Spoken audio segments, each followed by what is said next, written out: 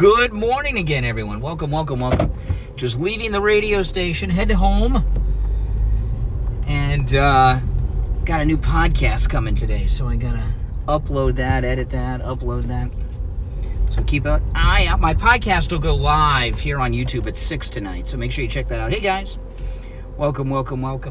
You know, today's show was really interesting. It was really interesting, the reaction from the liberals and the never-Trumpers. But I was telling Steve at the end of the show, I know the roads are so busy because it's like rush hour, right? At the end of the show, there were, I mentioned this to Steve, there were more never-Trumper, fake Republican, and Democrat liberals today trolling than usual. I mean, many more. Well, thank you very much, Laura. Appreciate that. Many more than normal. I don't know why. That's why I was saying to Steve, has something happened that I missed in the news that has them in particularly triggered?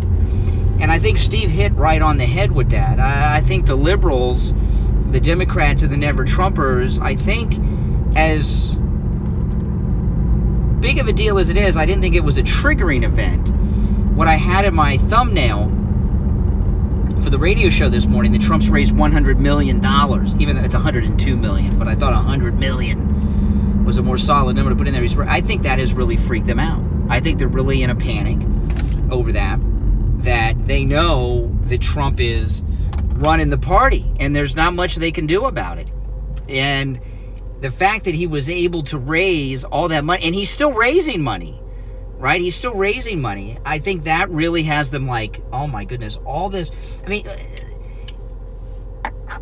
if they were smart, and they're not, the never-Trumpers and the Democrats, what they would do is just ride Trump out. Trump's not a young man, you know.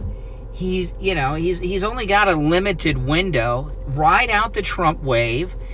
You know, we'll get Ron DeSantis as our second MAGA president in 2028. The way the politics works, the Democrats, they'll be back again one day, hopefully long from now, but they should have just wrote out. They have tried so much. The fake dossier, the Mueller investigation, this breach thing they're trying to tie to him now. And they just don't understand that nothing they do can bring him down. Like this new thing where they've turned over the taxes to the federal. You know, they already had them, so they've given it back to the people that already had them. Trump said Mueller had his taxes and went through them and found nothing. Remember that? They just can't leave the man alone. At some point, you would think they would say to themselves, well, there's nothing on this guy, but they hate him so much. And what, oh, man, there's a detour ahead. This way's usually a shortcut, back road, and they're doing construction.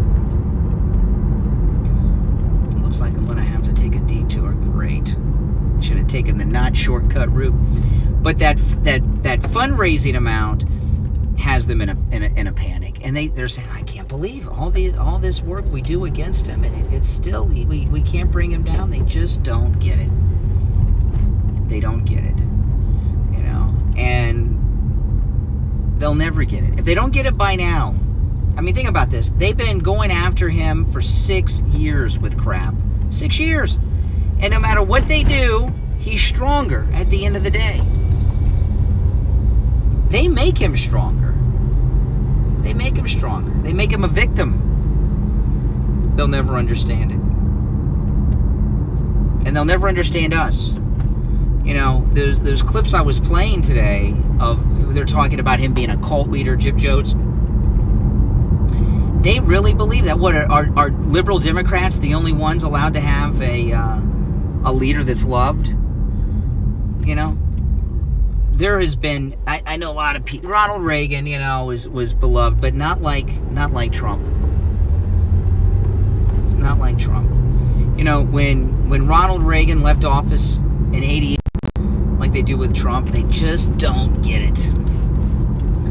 But, you know, I've been saying a long time, him having 2 non-consecutive terms is going to be better than 2 consecutive. You They are about to, this month, any day now, they're going to unveil the Biden robot at the Hall of Presidents at Walt Disney World. And I'm going to go up there and vlog that. In particular, I want to see where they stick the Trump robot. I'll have to wear earplugs so I don't have to hear Biden's robot talk. But they're going to try to put Trump in the back where he can't be seen, probably. Continue to victimize him. I asked them, and I really don't understand, why do people that don't like Trump not like him? I mean, I know the politicians, right? The politicians, it's a threat to their power and their money. But I'm talking about regular people like these trolls that are in the chat room here on YouTube, or the never Trumpers that call. Yeah, like I was talking about Mike Lindell, how Fox is trying to cancel Mike Lindell. This guy called in today. He was so condescending. He called right before 7 o'clock. I wish he would have called a little earlier because I was up against the break. I couldn't continue it long enough. He was so triggered by Mike Lindell. Mike Lindell is awesome. And again, at mypillow.com with the promo code KANE, K-A-N-E. So go and buy something. My wife bought a new MyPillow pet bed just yesterday. Use the promo code KANE, K-A-N-E. Got it for $19.99. Good deal. All the MyPillow products I have bought. All of them. People ask me all the time, do they send me this stuff? No, I buy it. With the promo code KANE, of course. But no, they're never going to understand. And you know what's really going to freak them out? When Trump officially, at some point, because of his age, 15 years from now, 20 years from now, Trump will retire, right? What's going to really flip them out, though, is when we have our second MAGA president. Ron DeSantis in 2028, Kristi Noem, whoever it is. When we get the second MAGA president, that's when they're really going to have a meltdown. More so than they've ever had, because the MAGA movement is not going anywhere. It's going to be here for many decades. It's never going away. It's beyond even President Trump, and they just don't understand. That's why they're starting this cult thing. We're this lunatics. You can't get in the Frank speech? Yeah, well, Frank's speech has been hacked. There's a lot of problems. I was on Frank's speech last night. No one will be MAGA like Trump. No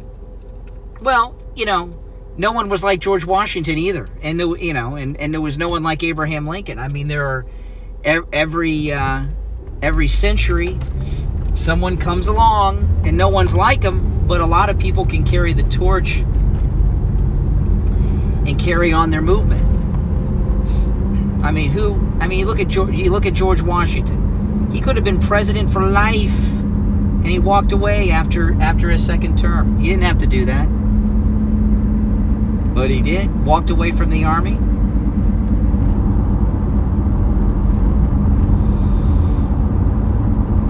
There'll never be anyone like Washington, Lincoln, or Trump. But people can carry on their legacies.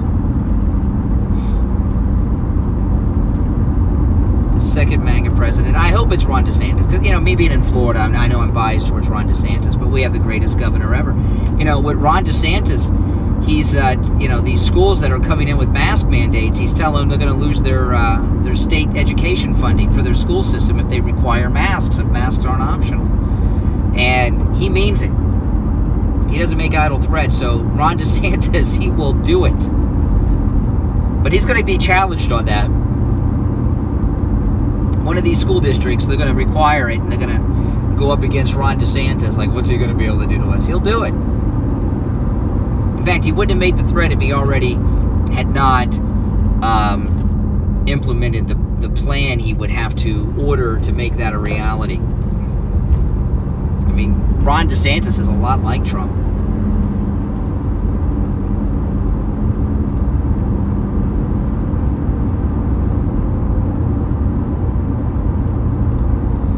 Oh, man. I tell you.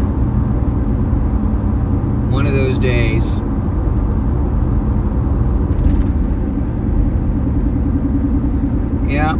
good time for us. It really is. You know, I was watching...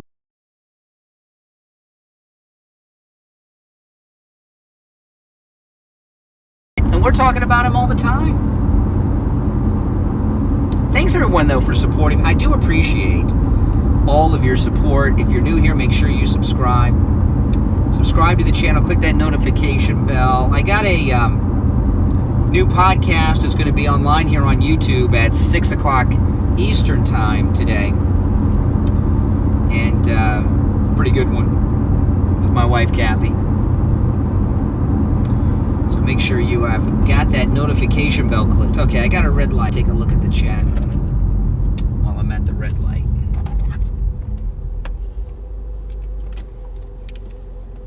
Yes, good morning, good morning.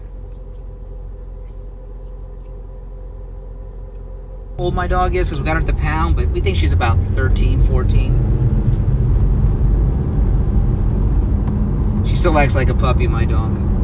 She's never grown up. She was acting so strange this morning. Before I left for work, I couldn't figure out what was wrong with my dog. I think she's getting like Biden. I think my dog's suffering from cognitive decline.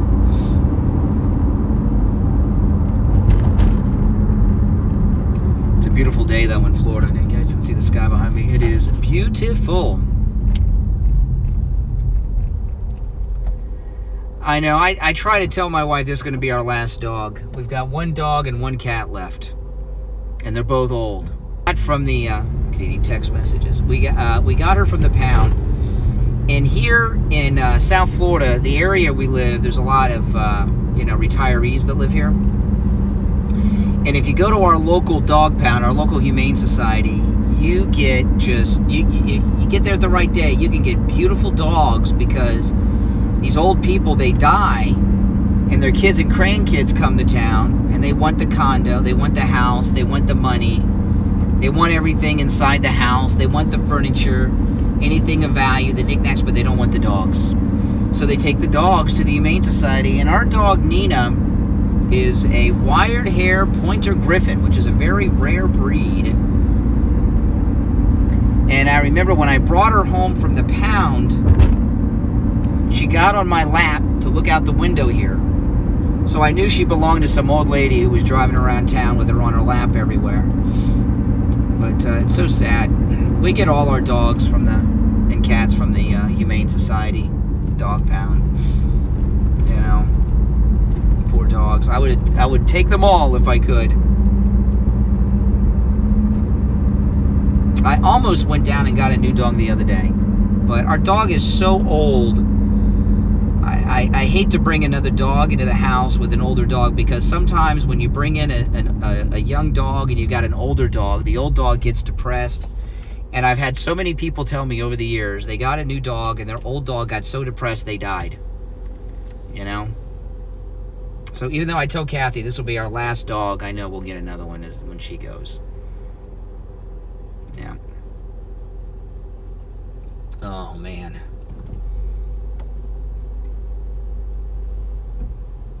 I am starving. I don't eat before I go on the air because when I eat, it makes me sleepy. So every day when I get off the air, I'm so hungry right now I can eat my arm. And it's a little difficult because I don't like breakfast foods at this time of day because I've been up so long, and it's hard to find a place open where you can get like lunch food at 9:30 in the morning. There's a few places, but not that many. But Kathy and I usually we get lunch like at 10:30 in the morning every day, early because of my hours, and then get to work after that. I'm just watching the road. I'm in a high traffic area. This person up here is kind of swerving, probably texting.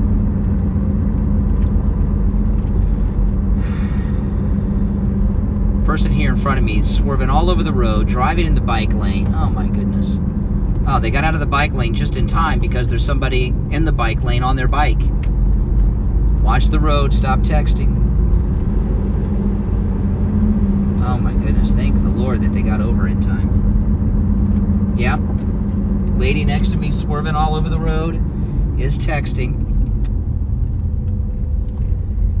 All right, guys. Hey, listen. I'm going to take off. Thanks for watching. I'll see you guys later, all right? Take care. Look for my podcast, 6 o'clock today.